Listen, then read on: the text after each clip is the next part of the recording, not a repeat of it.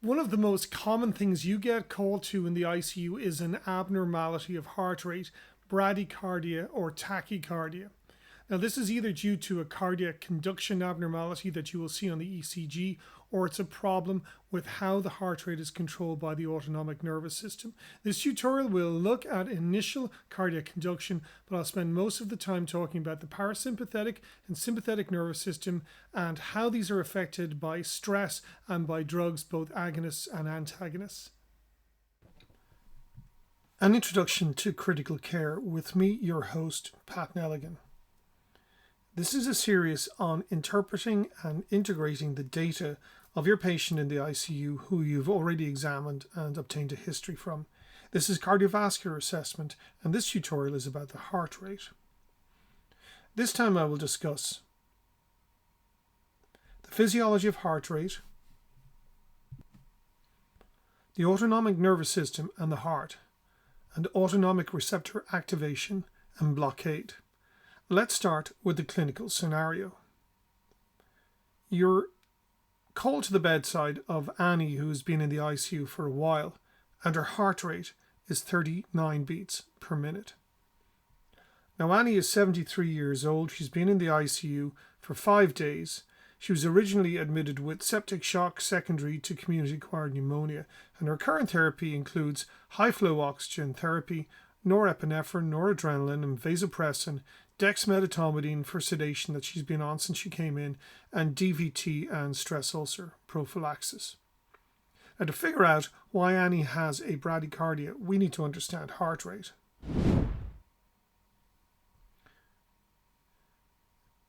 Now, this is what the heart looks like in most cartoons, but I'm going to really simplify it down to this.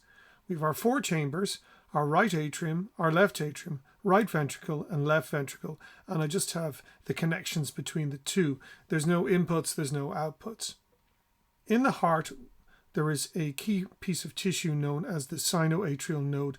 That is the cardiac pacemaker. That's where heart rhythm is supposed to start. Between the atria and the ventricles is the atrioventricular node, and then this connects to the ventricles by the bundle of His, and then a right bundle feeds the right heart and a left bundle feeds the left heart. So let's see what happens.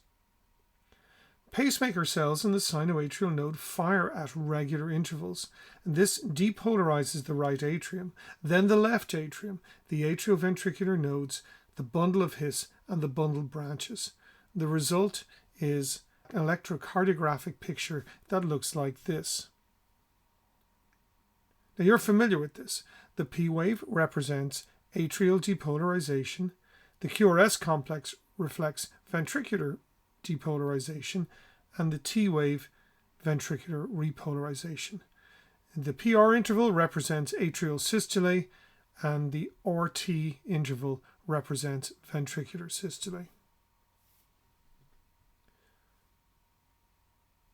The vagus nerve slows the heart by inhibiting activity at the sinoatrial node and the AV node, and this happens due to the tonic release of acetylcholine acting on muscarinic receptors. This results in a resting heart rate of 60 to 70 rather than 100 that would be the heart rate if there was no parasympathetic innervation. So this happens all the time. Right now, while you're watching this video, your heart is being tonically slowed by the vagus nerve shooting acetylcholine at muscarinic receptors in the sinoatrial node and the atrioventricular node. The counterforce to this is the cardiac sympathetic nervous system, and that is able to inhibit vagal nerve activity, but it also acts directly on cardiac tissue to increase cardiac activity, including the heart rate and the contractility of the heart. So let's go back to Annie for a second. Why is Annie's heart rate so slow? And when we talk about a heart rate of below 40, we talk about a bradycardia. There are hundreds of definitions of bradycardia, but to me, less than 40 is a bradycardia. The first question you ask is the ECG morphology normal? Does the ECG look normal? And if it doesn't, Is the QRS complex narrow, in which case you may well have a junctional escape rhythm, or is the QRS complex wide, in which case you may have complete heart block. Now, if the ECG morphology is normal, that means there is a P wave before every QRS complex, we have a sinus bradycardia. Now, that may be normal for a patient. Lots of people out there are professional or semi-professional athletes who run with a heart rate of less than 40 all the time. They just have a slow resting heart rate because they're unbelievably fit. Otherwise, if it's pathological, it's being caused by excessive parasympathetic nervous activity or reduced sympathetic nervous system activity. Now, why might that happen? Excessive parasympathetic activity is usually caused by vagal stimulation. This is usually attributable in our practice to anesthesia agents, muscle relaxant reversals, sedatives, etc. It's sometimes seen pathologically as part of the Cushing reflex associated with raised intracranial pressure. Reduced sympathetic nervous system activity may be caused by either drugs or dysmetabolism. The drugs include beta blockers, clonidine, dexmedetomidine, all opioids, particularly the short-acting ones like remifentanil or alfentanil, antiarrhythmics, particularly amiodarone, and then metabolic causes that include hypothermia, hypokalemia, hypercalcemia, and hypothyroidism. If a patient is admitted with a sinus bradycardia, always check thyroid function tests. Let's visit the autonomic nervous system. For that, I just want to mention the somatic nervous system. The somatic nervous system involves motor and sensory neurons that travel between the extremities in the brain and vice versa. In the case of motor neurons, the impulse commences in the motor cortex, traveling down the brainstem to the spinal cord, where they synapse with lower motor neurons at the anterior horn. The lower motor neurons then travel to the effector site, where they end with synapse at the neuromuscular end plate. Autonomic nerves are slightly different.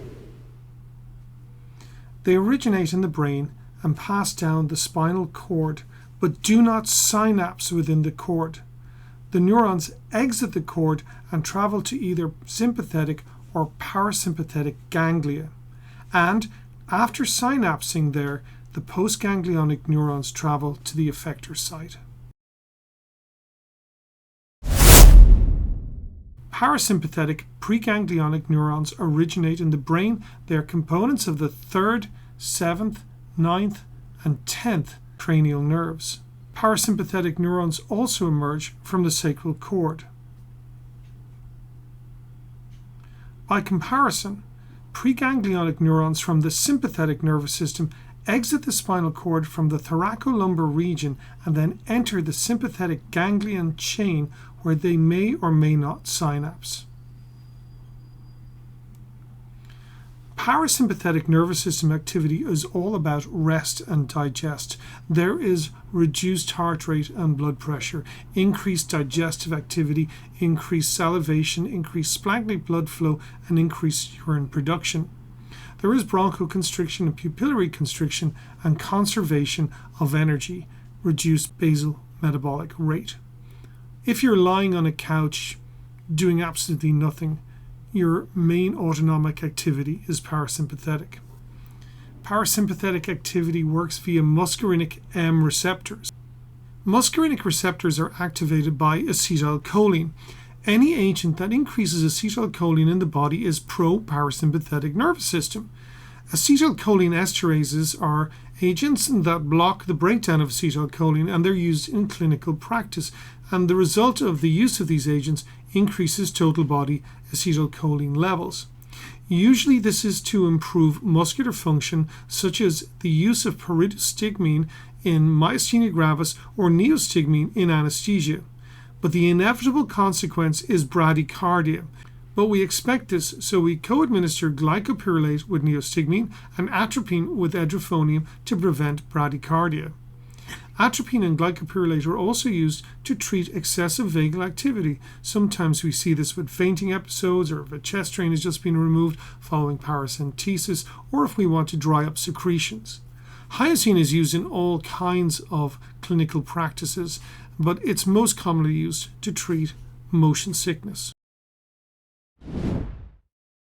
Let's move on to the sympathetic nervous system and adrenoceptors. In the sympathetic nervous system, there are two types of neurons also. Preganglionic neurons that arise from the thoracolumbar division of the spinal cord, from T1 to L2, maybe L3. And then they travel to a paravertebral ganglion that runs parallel to the spinal column on either side, so that the ganglia is very close and the preganglionic fibers are very short. Then postganglionic neurons travel to the remainder of the body.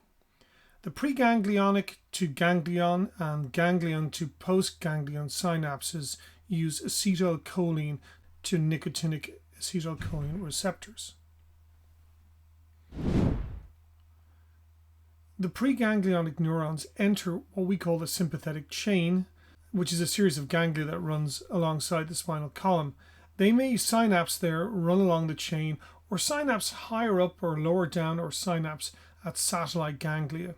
So the effectors for the sympathetic nervous system may function a long way from where they come off the spinal cord. This is a very famous illustration that is in every textbook. The most famous ganglion is the stellate ganglion. It's formed by the fusion of the inferior cervical ganglion and the first thoracic ganglion. It is important because stellate ganglion blocks are used for acute pain, for chronic pain, and to treat severe sweating. Likewise, and importantly, because sympathetic nerves exit the spinal cord, neuraxial anesthesia, that's epidurals and spinals, can negatively impact spinal function. For example, a T6 level epidural may block the cardioaccelerator nerves, resulting in bradycardia. Dense nerve blocks below any level will result in a sympathectomy, resulting in hypotension, something that might be treated, for example, with a continuous vasopressor infusion. Spinal cord injury results in significant dysautonomia, a subject for a later tutorial. At the end of the postganglionic neurons, norepinephrine, that's noradrenaline, is released to activate adrenoceptors. There are three exceptions to this. Sweat glands that use acetylcholine, except in the palms and in the soles. The kidney, postganglionic neurons release dopamine that activate D1 receptors, and in adrenal medullary cells, these release epinephrine or adrenaline.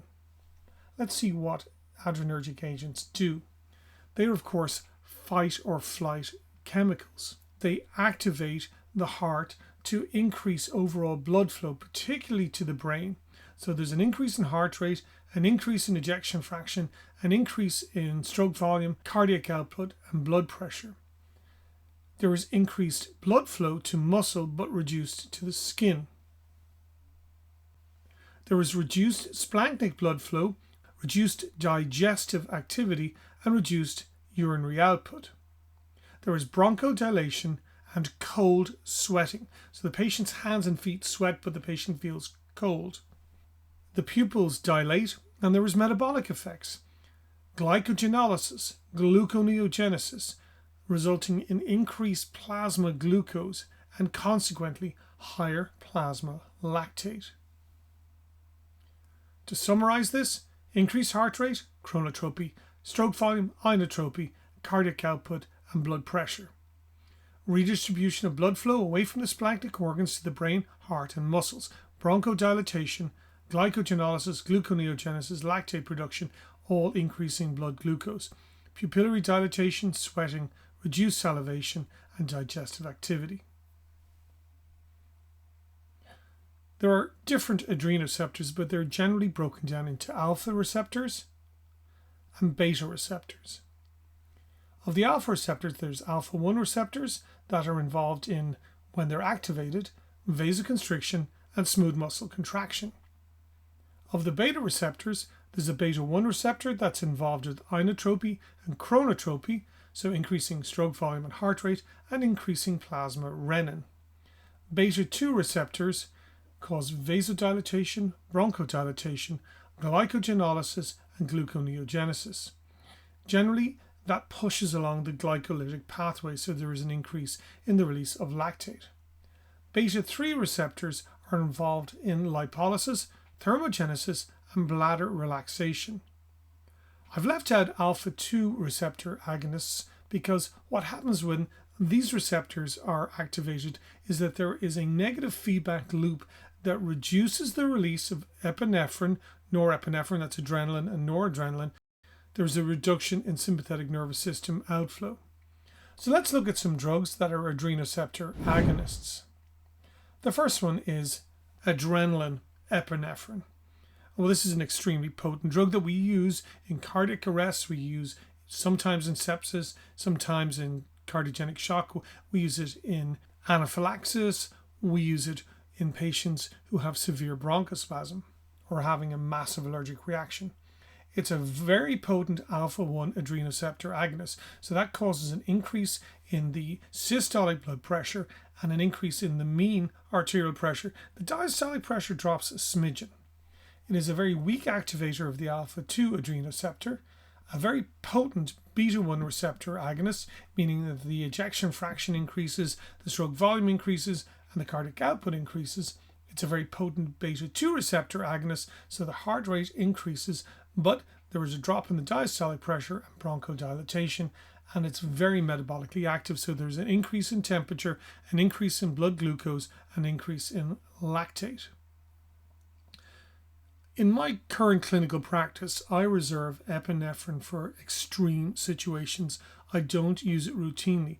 What I do use routinely, for example, for the management of septic shock, is noradrenaline or norepinephrine. And there are some very good reasons for this. It's an equally potent vasopressor to epinephrine. It increases systolic, diastolic, and mean arterial pressure. And so that diastolic pressure is going up here, it's not dropping. It's a slightly more potent alpha-2 adrenoceptor agonist. It's a very potent beta-1 receptor agonist, which means that it increases ejection fraction, stroke volume, and cardiac output. But because it has little or no effect on beta-2 receptors, it does not cause a tachycardia. Generally, in our practice, our patients already have a high heart rate, and we don't want to exacerbate that. Norepinephrine, noradrenaline, is these days the treatment of choice for septic shock in the fluid resuscitated patient. It's also very widely used in cardiogenic shock, neurogenic shock, and in vasoplegic states such as following spinal or epidural anesthesia. Its use is probably only going to increase over time. Dobutamine is another adrenoceptor agonist, but it doesn't work on alpha-1 receptors or alpha-2 receptors. It's a highly selective beta-1 receptor agonist. So it's an inotrope that increases ejection fraction, stroke volume, and cardiac output. It also increases heart rate, so it's also chronotropic. It is not a bronchodilator. It also has mild vasodilatory properties, so the blood pressure might fall despite the cardiac output increasing. Dobutamine is a drug that's used in cardiogenic shock as an inotrope to increase stroke volume in patients with dilated hearts. Dopamine is an endogenous pressor. It's an endogenous neurotransmitter that works on receptors all over the body, in the brain, in the gut, in the kidneys, all over the place. And it's a precursor of norepinephrine. It's a moderately effective vasoconstrictor, so it increases blood pressure. It has mild effects on alpha-2 receptors. It is a potent inotrope, so it increases ejection fraction, stroke volume, cardiac output, and heart rate. It has no effects on the bronchioles, so it's not a bronchodilator, and it acts very aggressively on D receptors, that's dopamine receptors, particularly in the kidney, where it has a natriuretic effect. Ephedrine is used quite widely in anesthesia. It's a presynaptic activator of the release of epinephrine and norepinephrine. It's a mild alpha-1 adrenoceptor agonist, so it increases systolic blood pressure and a mean arterial pressure. No effect in alpha-2. It is a mild beta-1 receptor agonist, so it increases ejection fraction, increases stroke volume and cardiac output. It's a mild beta-2 receptor agonist, so it increases heart rate, and it's also a mild bronchodilator. Phenylephrine is a very popular agent. It's used perioperatively as a vasopressor drug. It's sometimes used in the ICU. It's a moderately effective vasoconstrictor, so it increases blood pressure by activating alpha-1 adrenoceptors. It increases systolic diastolic and mean pressure, and it's a very potent peripheral vasoconstrictor. It has no effect on alpha-2 receptors, beta-1 receptors, or beta-2 receptors. Because it has no effect on beta-1 receptors, as a result of a baroreceptor reflex, there is a tendency to reduce the ejection fraction, stroke volume, and cardiac output. No beta-2 receptor activity or beta-3 receptor activity. Phenylephrine is a relatively useful agent, but it's not a drug you should be using for patients with severe vasoplegia. Research that looked at a time in the United States where there was a shortage of norepinephrine for the management of septic shock demonstrated that the use of phenylephrine was associated with worse mortality, and it may be associated with increased cognitive dysfunction in elderly patients who have surgery. Metaraminol first came out in the 1960s for the management of vasoplegia associated with neuraxial anesthesia in cesarean sections, and it's still very popular in the United Kingdom. It's a moderately effective vasoconstrictor by activating alpha-1 adrenoceptors, so it increases systolic, diastolic, and mean pressure, has no effect on alpha-2 receptors. It's a mildly effective beta-1 receptor agonist, so it will increase ejection fraction, stroke volume, but will have no effect on heart rate, and the cardiac output will remain more or less the same. It's not a bronchodilator and has no metabolic effects. It works indirectly by causing the release of norepinephrine.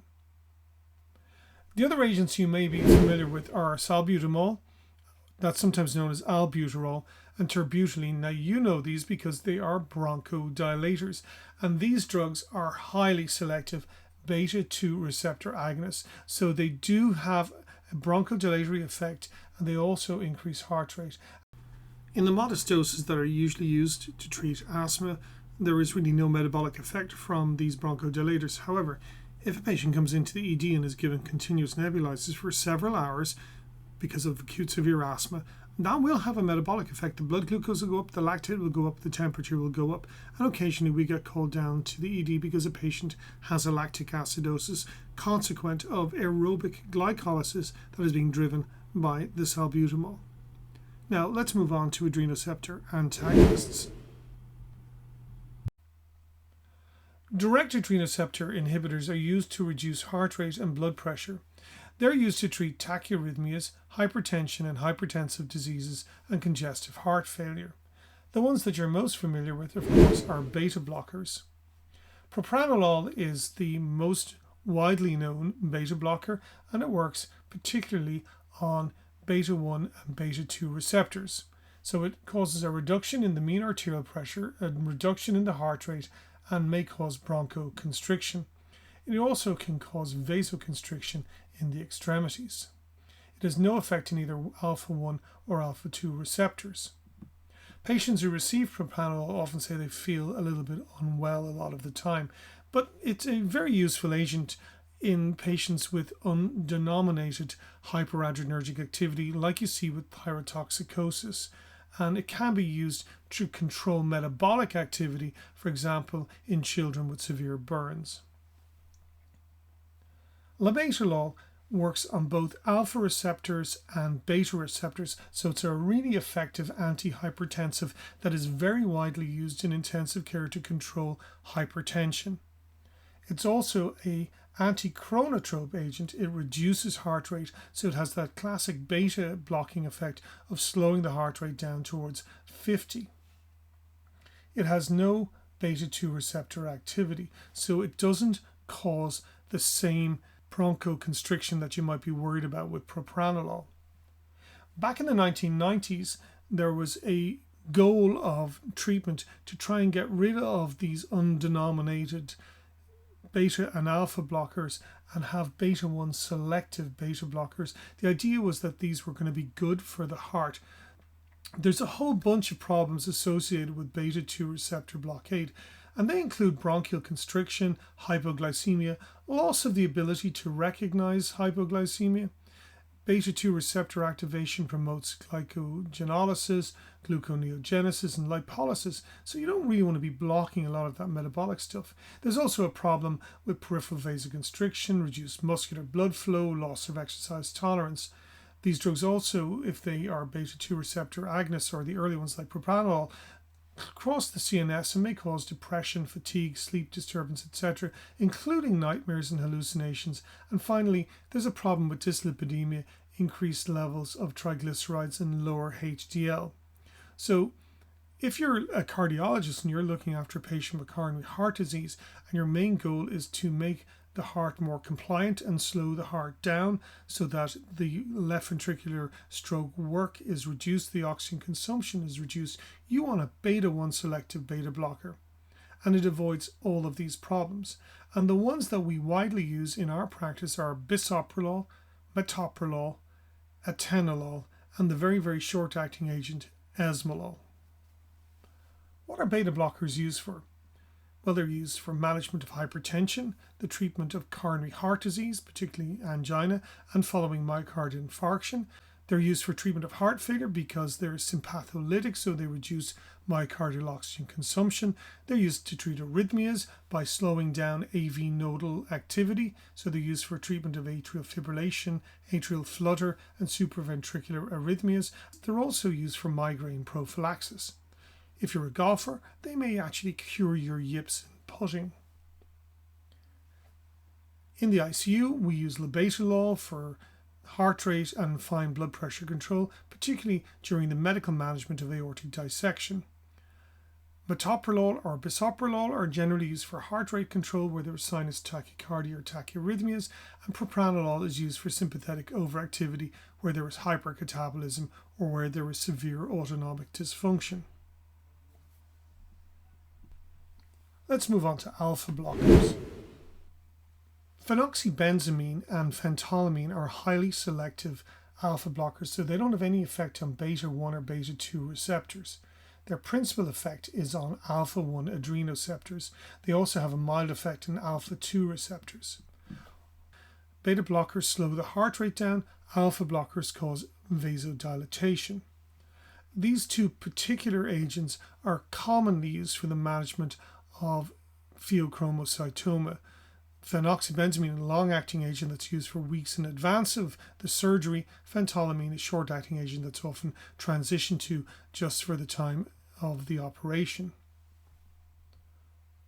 Mirtazapine is an atypical antidepressant agent that has the unusual feature of being an antagonist of alpha-2 adrenoceptors, and as a result of this, it increases the release of norepinephrine and serotonin at various synapses. This is believed to be one of the mechanisms by which this drug works in depression. Other antidepressants are norepinephrine reuptake inhibitors. I want to focus just a little bit further on alpha-2 adrenoceptors. Two drugs that you will definitely see in the ICU are clonidine and dexmedetomidine, and these are alpha-2 adrenoceptor agonists. Now, alpha-2 adrenoceptors are found in the brainstem and presynaptic terminals of sympathetic neurons.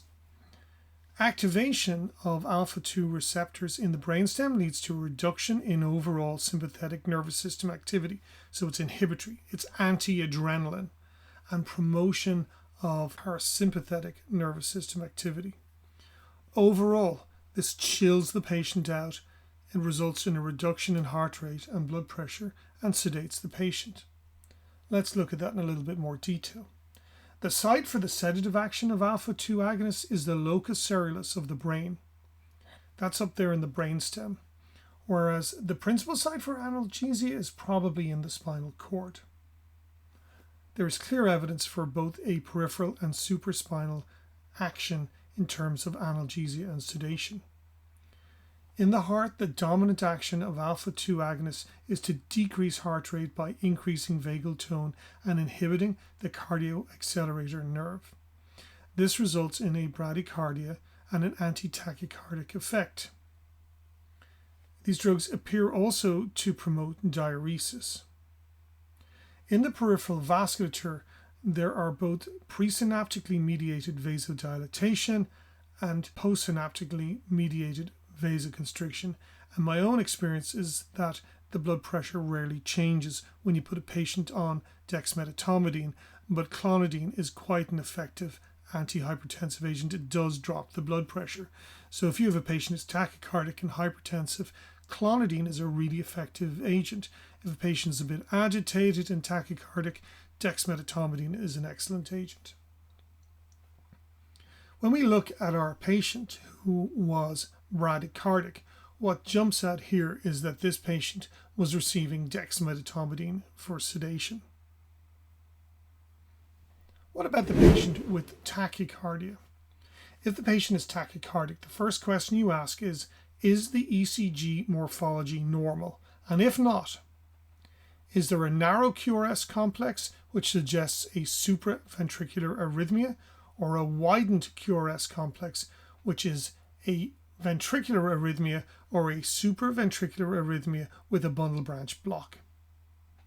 Now, if the morphology is normal, then what we have here is a sinus tachycardia. And this may be caused by excess sympathetic nervous system activity that is endogenous, or excess sympathetic nervous system activity that is exogenous. Let's look at this in slightly more detail. What exogenous things cause excess sympathetic nervous system activity? The most important are the catecholamine infusions: adrenaline, epinephrine, noradrenaline, norepinephrine, although less commonly, isoproterenol, isoprenaline, dopamine, and dobutamine. And then, of course, there's the endogenous causes. That's the stress response. This is so common because why do patients come into the ICU? So we have sepsis, trauma, pain, hypoxia, hypotension, pulmonary emboli, and then other things like pregnancy, pheochromocytoma.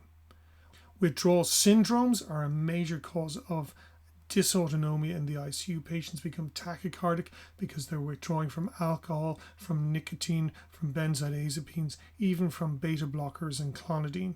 And then the other things you need to think about are anemia, congestive heart failure, cirrhosis. There are some other prosympathetic nervous system drugs that may cause exogenous tachycardia. Bronchodilator are the commonest. These are albuterol, salbutamol. And some of the anticholinergic drugs will have the same effect. Then there is overdoses with hyoscine, amphetamines, thyroxine, or ephedrine. So let's look at Annie. Once we've stopped the dexmedetomidine, her heart rate has gone up to 110 beats per minute, but she's in a sinus rhythm. Why do you think her heart rate is so fast now when it was so slow at the beginning? In her case, the dexmedetomidine was stopped because of fear of bradycardia and low flow. This resulted in increased anxiety and agitation. She also developed a withdrawal syndrome from the removal of the alpha-2 blocker. All of this resulted in increased sympathetic nervous system activity. So think about withdrawal syndromes when you see a patient with tachycardia in the ICU. Yes, it's caused by increased sympathetic nervous system activity. That's because whatever was damping down the sympathetic nervous system activity has gone. In this tutorial, we looked at the generation and control of heart rate. We talked about adrenoceptors and how they work, adrenoceptor agonists and antagonists, how alpha-2 receptor agonists work, and we looked at sinus bradycardia and sinus tachycardia. In the next tutorial, we're going to look at the pulse, the measurement of the pulse, the perfusion index, and pulse pressure variability. I'll see you then, and I guarantee you'll learn something.